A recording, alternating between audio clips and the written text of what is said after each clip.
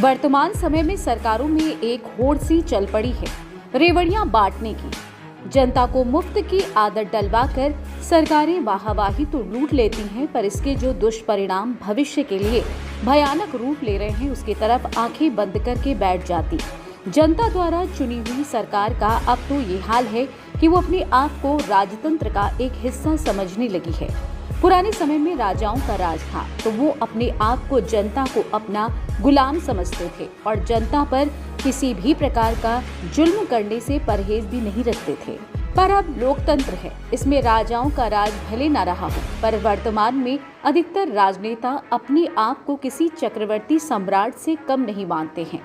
कुछ नेताओं का रहने का ढंग इस प्रकार का है, ऐसा लगता है जैसे वो किसी राज्य के राजा हैं। अपनी सुरक्षा का इतना ख्याल रखते हैं कि जनता से मिलने में भी उन्हें परेशानी होती है और बेचारी जनता भी उनसे मिलने के लिए घंटों और कई बार तो महीनों इंतजार करती है। पर चुनाव नजदीक आते ही नेताओं का अंदाज ऐसे बदल जाता है जैसे वहां इस धरती पर जनता का भला करने के लिए ही पैदा हुए हैं। आजकल मुफ्तखोरी नेताओं का मुख्य चुनावी हथियार हो गया है। हर वस्तु मुफ्त में बांटने की एक होड़ सी लगी है।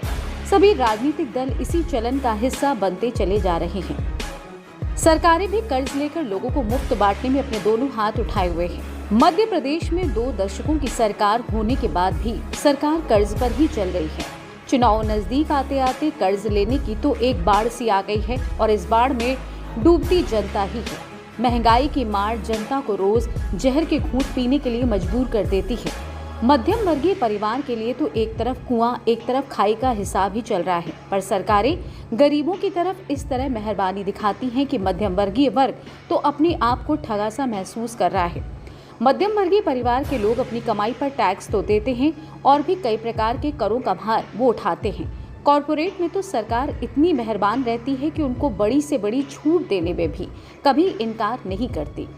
आज मध्यम वर्गीय परिवार किस तरह जीवन यापन कर रहा है, इसकी कल्पना एक मध्यम वर्गीय परिवार का व्यक्ति ही कर सकता है, जो सुबह से शाम तक अपने पैसे कैसे बचा सके इसके लिए ही प्रयत्न करता हुआ आपको हर जगह दिखाई दे देगा।